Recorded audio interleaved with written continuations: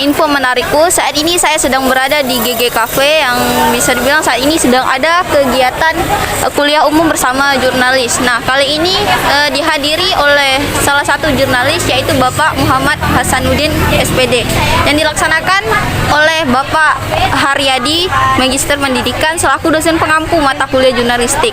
Nah, kali ini kami ingin mewawancarai pemateri dan pelaksananya serta salah satu peserta yang telah mengikuti kegiatan kuliah umum bersama jurnalis kali ini. Menuju generasi kreatif dalam komunikasi. Jadi yang mendasarkan Bapak ingin mengangkat tema perkuliahan hari ini yang berkaitan dengan tema kita, Bapak. Kebetulan pada pagi hari ini kita mengisi kegiatan kuliah umum yaitu bersama saya ya, sebagai pelaku jurnalis yang berada di Kota Pontianak khususnya Kalimantan Barat ya kan. Memang dengan tema yang diusung pada hari ini menuju generasi mahasiswa aktif dan kreatif dalam berkomunikasi. Memang saat ini eranya digital, kalian itu harus mengungkapkan.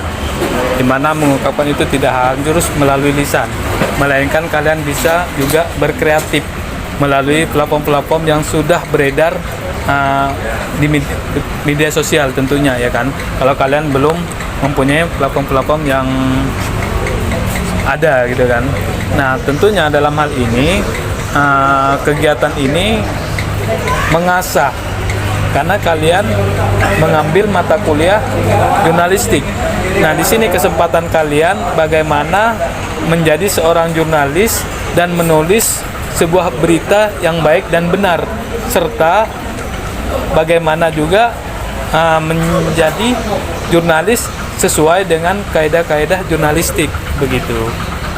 Ada lagi? Berarti harapan Bapak tersendiri untuk mahasiswa yang mengikuti kuliah umum hari ini apa, Pak? Ya, harapan saya mahasiswa yang ikut serta pada kegiatan hari ini bisa nantinya mengimplementasikan ke lapangan langsung, jangan hanya memakai teori-teori saja, tetapi membuktikan bahwa mata kuliah yang kalian ambil pada saat ini bisa kalian terapkan di lapangan. Tidak harus kalian bergabung kepada media, melainkan saat ini kalian juga bisa melalui konten-konten yang sudah ada. Misalnya kalau tadi ada juga yang sudah membuat konten, udah dibuat aja seperti itu.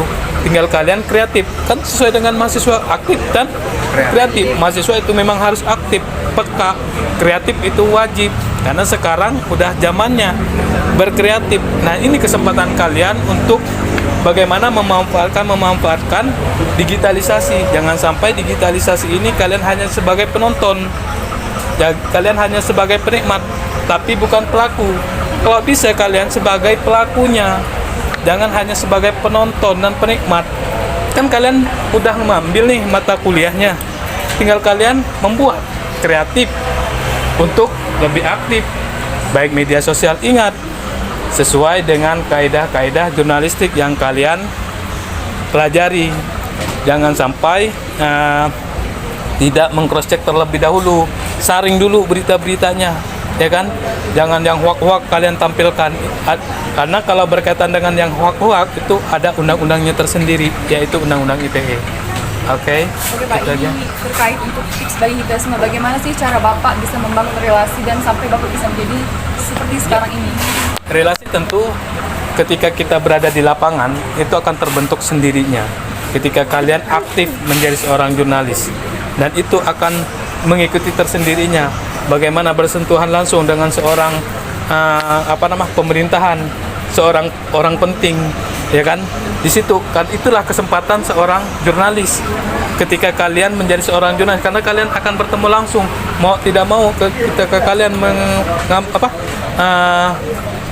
mengambil sebuah tema misalnya, ataupun mengambil semua angle dalam sebuah pemberitaan yang memang fokusnya kepada misalnya kepada dunia pendidikan, siapa yang kalian akan wawancari? Tentunya kepada Kadis, ya kan, Kepala Dinas Pendidikan. Nah, itu kalian akan bersentuhan langsung. Nah, itu yang kita akan bangun nantinya. Nah, itu akan berjalan tersendirinya kalau kalian sudah berada di lapangan. Tidak hanya itu, jangankan hanya sekelas Bu Kadis tadi, sekelas kepolisian aja kalian bisa bertemu. Orang-orang penting, presiden pun kalaupun datang, kalau kalian memang ada tugasnya, surat tugasnya dan ID card-nya semuanya lengkap dari perusahaan yang dikeluarkan, kalian juga bisa bertemu langsung, bukan hanya nonton di televisi, ya kan? Kan kalian menjadi seorang jurnalis nih, calon-calon para jurnalis itu. Ada pertanyaan yang lain? Ada lagi? Satu Pak, Silakan. untuk Bapak, apa yang menjadi tujuan utama kuliah umum ini dengan tema menuju generasi mahasiswa aktif dan kreatif dalam berkomunikasi Pak? Ya, tujuan saya mengadakan kegiatan ini tentu tidak lain tidak bukan adalah untuk mengasah soft skill mahasiswa di luar kemampuan menjadi seorang guru. Karena seperti kita ketahui bahwa di dalam rangkaian mata kuliah di Prodi Pendidikan Bahasa dan Sastra Indonesia itu bukan hanya sekedar menjadi guru, tapi kita juga disiapkan untuk menjadi seorang penulis, entah itu penulis fiksi maupun penulis di bidang fakta, itu sebagai seorang jurnalis. Nah, harapannya ketika selesai dari kuliah ini kalian juga siap di lapangan untuk berbagai bidang pekerjaan yang lain, contohnya seperti bidang jurnalistik. Ya. Yang lain?